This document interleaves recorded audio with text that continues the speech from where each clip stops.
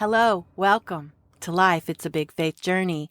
I am your host, Diana Hudgins. My podcast and writings are about faith. One, for it's my testimony, as well as the fact that daily life, it just takes faith to do a lot of what we do. Some days it takes faith and a whole lot of courage just to get out of bed and face the day and show up. We aspire to succeed and do great things. I can't help but think of Travis Tritt's song, I'm Gonna Be Somebody. We have all dreamt of being somebody someday. But to be truthful, you already are somebody. You just have to decide to get up and take part of what God has in store for you today. Yeah, He has plans for you. He wants us to lead a good life. He calls His children to rise up. And so let's talk leadership and being a leader that people will remember. Let's also talk about teamwork. Let's talk about how to lead successfully. It might take a little more effort on your part, but these lessons are easy to comprehend and remember. Before we ever began to work on a team at our jobs, we have been learning since the days of being a young child, discovering and playing with other children. Of course, then there's part of being part of a family, being part of a team at school and church, and even being married. Anytime you must work together on anything, you are part of a team.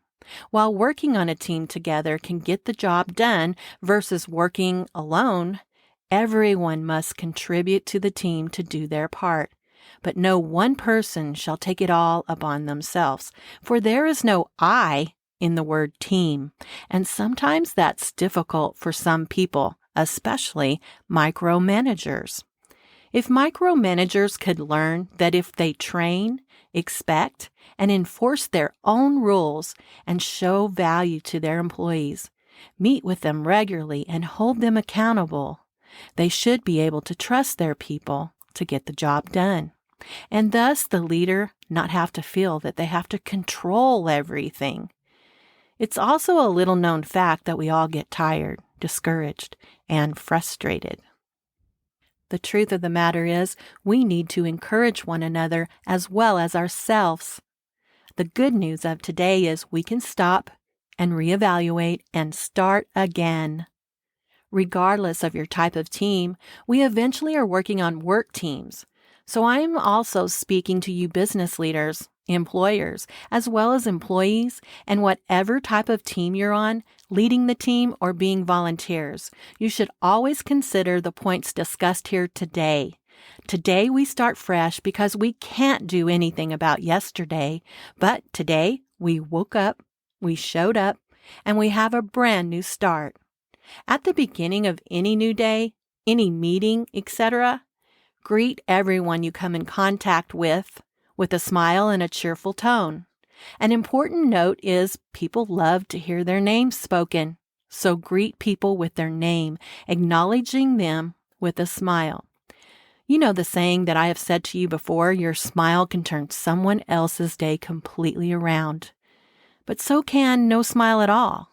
You can be having a completely wonderful day until someone grumpy walks in or rushes in.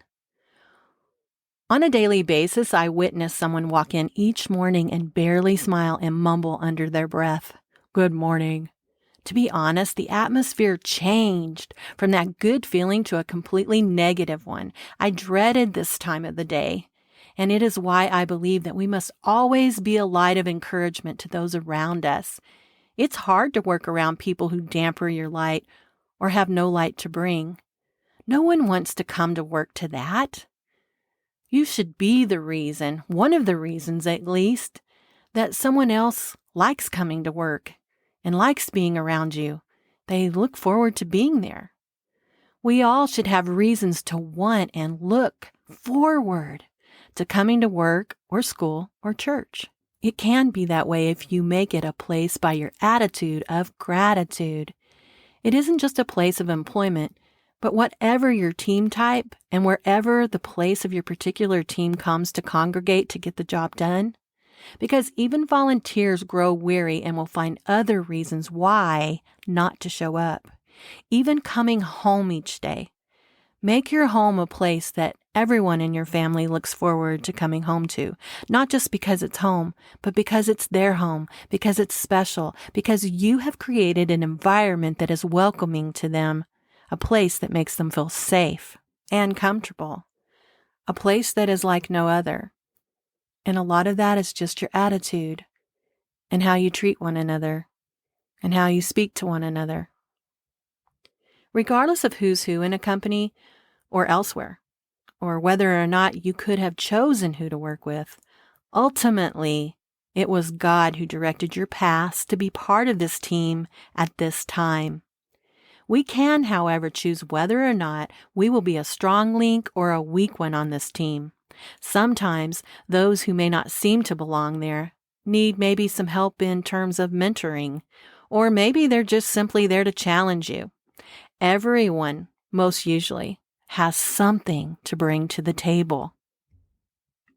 As we touch on encouragement, you have heard me and possibly from others talk about being a difference maker, a team player, be more professional, and my all-time favorite is to be a game changer. All these things have one vital ingredient: leadership. Being a leader is the key ingredient to any title, position, and most importantly, to a successful team, to a successful anything. Everyone can be a leader, but only certain people choose to truly lead. And just because someone has a title that most people would expect that they would be a leader, that doesn't mean they necessarily do it well. A true leader has an amazing opportunity to make the difference in other people's lives and to encourage the way that those people accomplish their work. Leaders communicate and work together to build their team, not simply expect it to just happen or pick it apart when things don't go as expected, but frankly, it takes effort to train and to coordinate and aspire to keep a team motivated. True leaders have to utilize their time management to make themselves available to all of those they are committed to leading. You have to be committed. It is amazing how a good leader simply makes use of all those small moments of time to interact with people, by choosing to be attentive to them, to make use of the opportunity to make that person know that they matter. Do not just wait on those opportunities. Instead, make the effort to go to and make face-to-face moments, no matter how small, make them happen. It's always remembered by those receiving it. It isn't difficult. It just takes some time. Utilize it. It's part of your job anyway, and you're already there anyhow. Technology can be too overwhelming, so do not allow it to steal the human side of face-to-face communication. Remember, there is power in a handshake. Grip it like you mean it.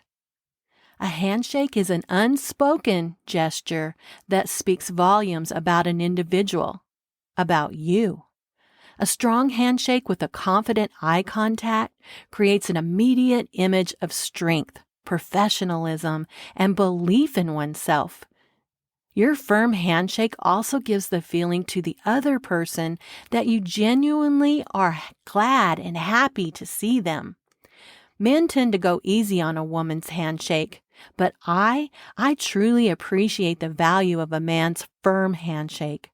I feel that if it's any less, then he's not taking me seriously enough. In the days of this virus, if you're not comfortable currently handshaking, be sure to establish good eye contact and smile contact, and give a greeting with that person's name. There is so much power in our words. You've heard me say this, and I'll say it again. Words speak life. Positive words, and they speak death, negative words. Not just to those people that we speak them to, but also to ourselves, mainly through our own thoughts. They say that silence is golden, but there's also a time to speak. So when you do speak, Choose your words carefully and do your best to relay the exact message that you wish to convey. By assuming someone knows what you're talking about is where things usually fall apart. Do not assume. Keep in mind, we work in an environment of various cultures, so we may not have the same understanding or knowledge in a particular concept or area. And that is because we do not understand the other person's culture. We are most likely reading them completely wrong. If you want to succeed, study culture. We teach our children to say thank you, but I think much of our world has forgotten the beauty of the word thank you and its importance. It can never be overused. There is another vital ingredient to make people feel valued and appreciated. The more your team feels appreciated and valued from you, the more eager they'll be to help and do their part and even go the extra mile. Decide to choose to have an attitude of gratitude. Don't just say thank you. You say it and you mean it. Let me say this again. People will give you more effort and they will desire to work with you when they feel your sincerity in the tone of your thank you, and therefore they feel that they matter. I remember very early mornings before the rest of the world was awake, and I grew to love those mornings very much. I noticed it was only employees coming to work in the dark, preparing for their day, while no upper management was there. Their bosses were not there. It was cold at times. No one was there to welcome them to work. No good morning greetings. No one to ask of anything. No one there to check to see that their employees were okay and that they had everything they needed to do their job for the day. And there was no light in which to see. You just arrive in the dark, you get ready, and you go out to work. And then at the end of a long day, you come back again with no one there, and you would go home. I thought how sad it was for them to have no personal contact and no reason to look forward to coming to work or feeling part of a team. They didn't even see their team. But I began talking to my team about how I felt about it and how it also made us have to work harder and unnecessarily. So my team and I made those changes happen. Yeah, we sacrificed sleep, having to get up extra early and feeling tired throughout the day until we got used to our new schedule. But I'm telling you, it was worth it to make these changes, to make things better. It made my soul even feel better just seeing the good things start to happen in those early mornings while the rest of the world slept. Someone was there for them to let them know that they had what they needed. There was now not only someone, but a team of someone who cared enough to make those sacrifices, to be there to welcome them with a bright, happy good morning tone, with a smile to each and every one of them. There was plenty of lights inside and outside with warm coffee and a restroom to use before they left out. We prevented so many accidents from happening and the destruction from taking place on those days to our equipment as well. And we promoted brighter moods and better attitudes. I had some marker boards posted with encouraging words of gratitude, so that I felt that they knew that they were appreciated, and I changed up the words every few days, and they loved them. They would walk up and read them. They would point to them, and they would smile, and they would say, "You did that." And I would get some thank yous back. Whenever I saw their efforts improving, even being just their co-worker, I made sure to compliment them on it, because I felt they were always going to go unnoticed unless I did. With no acknowledgement, it's just a breeding ground where discouragement grows and it spreads. They now had someone there to help them get off to a great start and thank them for being there, even though I had no big title, but simply just being the change that I wished to see for them. It's contagious. But it takes someone leading that kind of an encouraging life to get it started, and most times keeping it going. The whole thing was a game changer. And with this great success, their bosses and upper management actually arrived and showed up once in a while. You can be the light where there is none. It became more than a job to me. It became a passion to decide to make it a mission-filled, bringing light to the darkness because I care about people. You can see how just a spark passed around to my team. It made a brighter light, and that no matter who you are, if it means enough to you, you can be the difference maker. You see, people want to belong and be proud of being part of something that it can be even stronger and better. I often think of how teams are wearing the same clothing and represent that they all belong together. Like companies and even just regular teams, sporting teams and stuff, they sell memorabilia so that others can join in their unity. Companies give out items with their logo on them to their customers for advertising purposes and as a thankful gesture. The fact of the matter is, companies should be giving them out mainly to their employees who will gladly wear them or use those items because this is the company that they work for. Customers, on the other hand, they get so many of them that they'll just pile those things up along with all the other ones they have. But employees, they will actually wear and utilize these items, and they should be replenished often so that they won't be afraid to get them dirty and that they'll actually wear them while they're working, while they're out and about. It is also a building tool for unity in the company, something they each have that tells the world that they are working on a team in which they're part of, where they have chosen to work, where they belong. People love unity. I saw this Facebook post the other day, and it really just stuck to me. I felt how true this is, that I have lived by and said this to many, many others myself. It says, never say, that's not my job. That oozes arrogance and laziness. Chip in to help with whatever needs to be done, even if it's not your responsibility. Do what needs to be done or help someone find the solution, period. Even when nobody's watching. My response to that is, do not ever think that you're above or below accomplishing anything. Being part of a team means you will help out wherever you are needed, and you will build more tools in your skill set. I worked with someone who thought that they were above anything outside of their office. I, however, took on tasks that were outside of my title when things needed to be done. I physically took on tasks that were heavy, resulted in being sweaty and getting dirty. I cleaned toilets even, and I swept and I mopped floors and I took out big drums of trash. My environment was dusty and hot at times, as well as freezing cold. I didn't complain.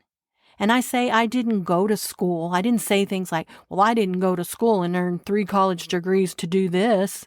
I gladly served. No one had to ask me. I believe it was just in my DNA. Where we would lose an employee or have to cut back on cost of staff, I would do my job and then I would make up for the help that we no longer had. And I would take on those tasks as well. I didn't feel any less. I felt thankful that in the tough times, I still had a job and that I could help in those ways. Regardless of who noticed or didn't, my God has always seen my efforts, my dedication, my loyalty, and my heart. He is the one who I am to please. Those aspiring to be leaders need to put yourself in the place of those who you lead, adding to your skill set and, most importantly, understanding their work and its conditions and requirements. Reminding me of something that my husband has always said as he invites others to come right around in his hip pocket to see how his day goes so that they better understand all that he deals with in his job. This is a great way to understand it.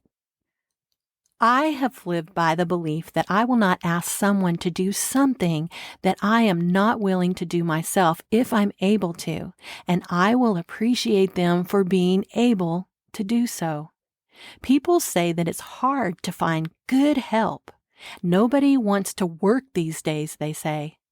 But they didn't just start saying that. It's been going on for years. It's just continuing to build now. Because I think that our workforce, that our leaders have failed to invest in their teams. Your people, they are so much more than the money that you pay them. Regardless if they're employed by you or if they volunteer or serve on a team that you lead, investing of your time and your intentional efforts to inspire, encourage, and lead them, it doesn't cost you a thing. And it brings you the greatest value. What it costs you is utilizing your time. And until you actually absorb that concept into your mindset, you will continue to have a big turnover, and it will continue to cost you big time in your money as your company bleeds out money, money, money. Or those serving on your team dwindles away. You will not grow and be all that you dream to be because you didn't learn how to appreciate your people. You were not seeing your diamonds in the rough and how fortunate you were to have them. You will continue to miss out time and time again until hopefully one day you see and you get it right and make wiser decisions and choices. I hope so, because many of you might not see these things and it'll be too late. Loyalty. Loyalty is rare these days, especially if people feel unappreciated or underpaid. Yes, appreciation and money attracts, but good people didn't get that way from being underpaid and beaten down. Employers, if you want cheap labor, you are more than likely going to get those with poor work ethics who are with you because you fail to give attention to detail. And you let them slide time and time again. You set rules in place, but they see that you don't obey and enforce your own rules. They know that they can get away with things that they shouldn't. They say that they stay because they have more freedoms while at work. Well, I take that to mean that they know that they can be lazy. And if they went somewhere that they could get paid more, they would actually have to do their jobs. Let's talk reputation. The best means of building your reputation is by word of mouth. Who have worked with you, or if you're a business owner, those of your very own employees, past and present. So let that keep you in check and make you think about what you choose to do and why you do it that way, especially with those who work for you. There are others who work for what they can get, but that doesn't mean that they're not worth more. But for whatever reason, that is where they are, and they feel stuck for the moment and do not get what they rightfully deserve. They will eventually move on. But you could mentor them, you could encourage them, and begin to pay them more and give them raises in a timely manner. As they begin to feel more valued by you, their loyalty will most likely kick in. But even if they get better and move on to bigger and better, they have you to thank for that. God sees your work in this, and He blesses you. For God says no good deed goes unnoticed by Him. You should be proud of yourself for helping someone to become what they needed to be, even if they leave you. So what for you? Train up yet another. I would say, too, that you are being a game changer, a difference maker for that person and their family. Have you heard the saying, each one, teach one?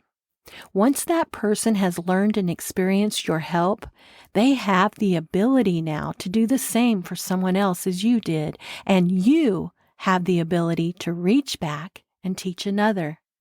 Instead of trying to find cheap labor, invest in a campaign to do a mentoring program. This way, you're able to recruit at a price you can afford for now, and investing your time to provide training and giving them timely earned raises. This makes the world a better place, and you are then doing your part in a really big way. I strongly believe in the power of being an encourager, being a person who is humble enough to be approachable. People respond more to someone who is encouraging, and when there is a problem, they feel more comfortable going to their leaders for the help that they need and to just feel like they can talk to their leaders. They will feel able to talk about what is important, what problems may be arising, and ideas they have, and solutions that others may have. Making yourself more approachable is what any team needs. To be that way, you must treat your team with respect and care. When someone makes the effort to come visit with you concerning anything, stop what you are doing at the moment and make time for them. Look them in the eye and keep that eye contact. Eyes not on the computer or your phone or other distractions. Those other things, they can wait their turn. Show you value that person. Do not expect them to compete for your attention because, after all, their time is valuable as well. And if you are an employer, their time is valuable to you as well. As a leader, you will find that you encourage yourself and how you successfully move forward simply by being that person in how you hear yourself. You hear your words, your tone spoken to others. Listen to yourself, the words and the tones in which you use. You discover a lot about yourself and what you believe when you hear yourself explain and talk to others. And it is in this that you will find more passion in your work and in your life because you are paying attention to how you lead and what might need to change in you. It is also important to note that if we can be anything, be kind, for we just never know what someone else may be going through and dealing with. People tend to hide what's going on. Why do they do this? Well, they do not want to appear weak, and they do not want anything held against them in a negative way now or in the future. When in reality, life is hard. We all have stuff. So let's flip to the other side. Let's say you're on the team. You're not the leader. You're on the team. So this is for those that are being led by somebody else, saying, your leader. You need to pay attention to what's going on with your leader. Do not forget to encourage your leadership. Without them, many of you might not have been here anyhow. If you want strong leadership, you have to do your part as well and absorb all of the learning that you can about this leadership, because there will come a point that you'll have to lead at something aside from yourself. In writing my thesis for my master's degree in organizational leadership, I describe how a leader must first learn to lead him or herself.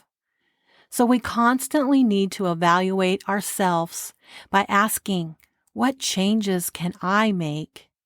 And what qualities can I invest in myself to be that person that others are encouraged by, that people would in fact want to be led by me? In this moment, what can I do to make a difference? Be part of a solution, not the problem.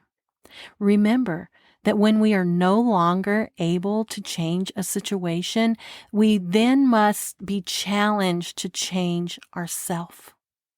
I believe leadership should become a part of who you are in your daily life. I believe it is a must to a successful life, regardless of any title that you may hold now or in the future. It is about living by example and leading by example. Lead yourself by getting up each day and taking care of yourself, being the temple of God, and your mindset focused on God and living a good life and investing in yourself, good thoughts, good habits, with a passion to want to reach out to others and help them too. Until next time, remember, live by example, lead by example, knowing someone is always observing your life, whether you think so or not, they are. Let me leave you with these things that I would write on a big marker board to say to my coworkers who had to go outside of our workplace each day. It would read, "Good morning. Did you know it's a good day to have a good day? So have one. Stay safe. We want to see you back tomorrow. Do your best, give your best, and a big thank you."